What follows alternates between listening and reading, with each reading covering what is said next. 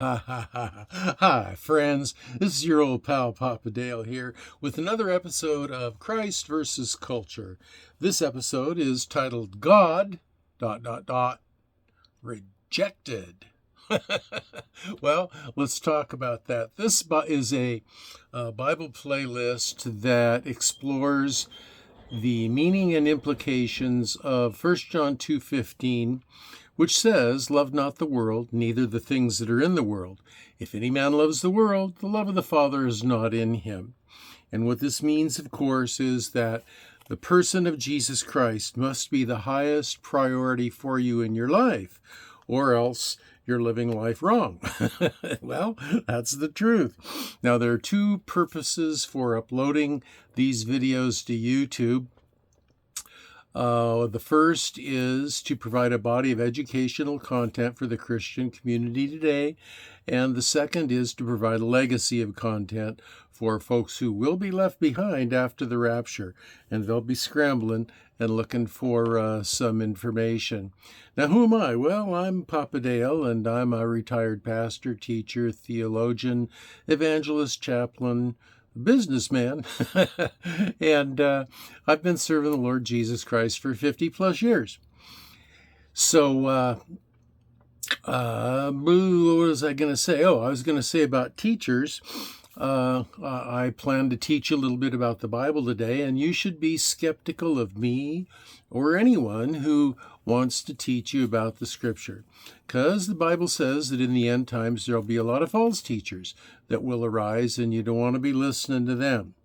So 2 ways that you can tell a true from a false teacher. 1, know something about them, their education, the schools they went to, the churches they served, their family life. But the most important way is to check out what they teach and compare it to what the Word of God says.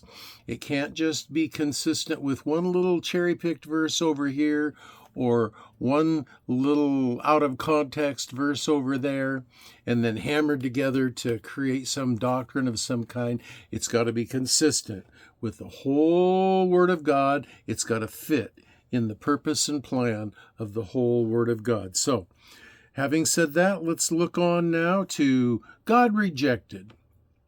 The people of God rejected the words of the prophets and murdered them, according to Matthew 23:37. Now, I spend my entire waking day, every day, praying, studying Scripture, seeking throughput from the Spirit of God that I believe He wants others to know about. Some think that I'm too harsh. Some think I've lost my mind. Some would like me better if I just shut up and went away. I really don't care. I do this as a service to the Lord Jesus Christ. I seek to please Him, and that's all. Doesn't matter what anyone else says. So, do you ever once think, gosh, I wonder if God's trying to tell me something? I wonder if I should think about these things that Papa Dale is talking about more seriously. I wonder if I should do something different. Even one time? Do you consider that? Even one time? Well, friends, let me tell you what I think. Life is not a game. Are you willing to die for what you believe? I am. If I'm screaming about something, I guarantee you it's because the Spirit of God has put it very heavily on my heart. We're closing in on the very end of this age, the age of grace. Grace will go away, and judgment will follow. Are you ready for that?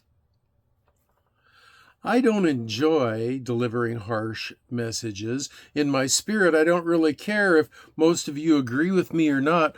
I only hope that you and and I that we will all agree with the Lord. That's my motivation. My job is to preach what the Spirit of God gives me to preach, and let the Holy Spirit convict and convince people of the truth. Not everything that I speak out about is intended for you. So don't be so sensitive. If it's not intended for you, it's not intended for you. Pray about it. Search the Scripture about it, and see if the Holy Spirit intends it for you. So,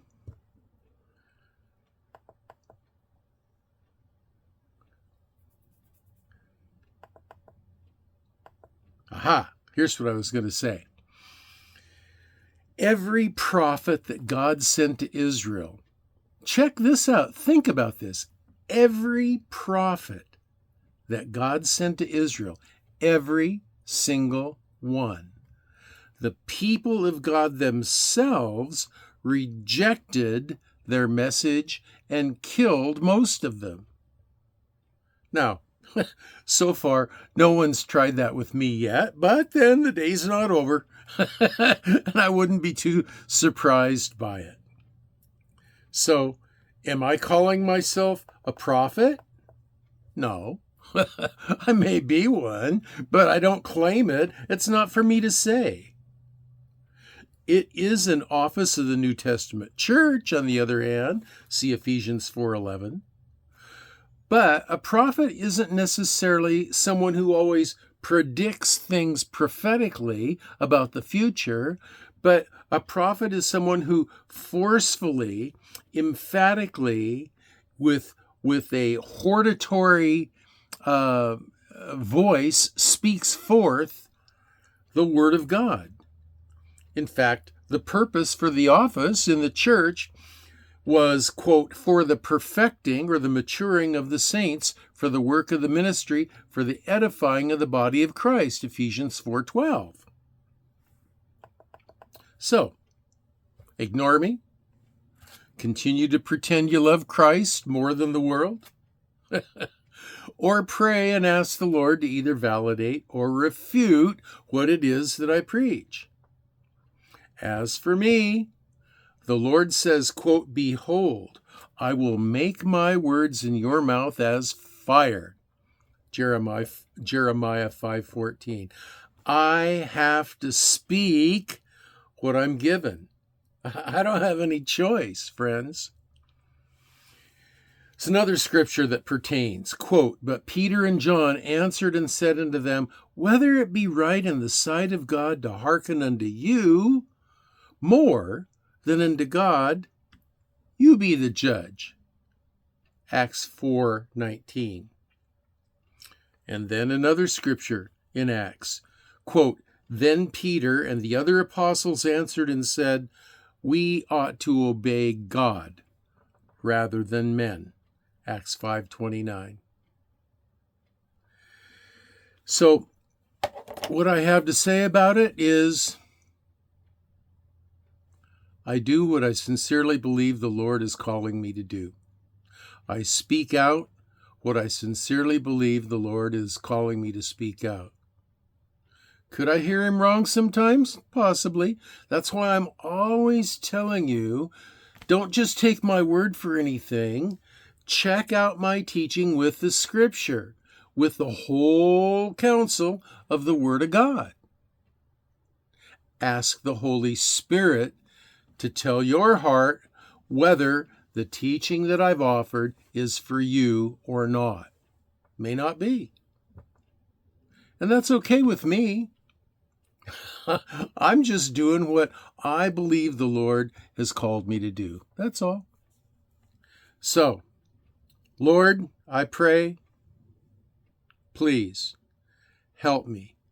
Help me to continue to serve you. Inspire me, motivate me, empower me to do your will and your will alone. And may your word and your word alone be sent out into the hearts and minds of the people, and may it not return unto you void. Jeremiah 55:11.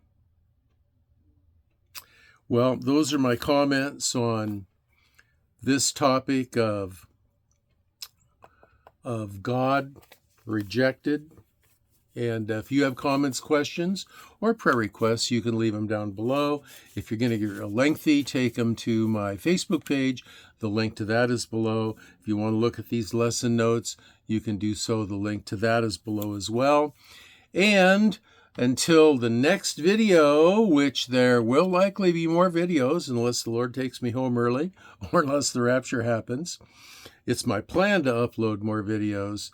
And so if I'm able to do that until the next video, it's your old pal Papa Dale signing off for now and saying, I'm going to be praying for all of you, that you'll be well, that you'll be blessed.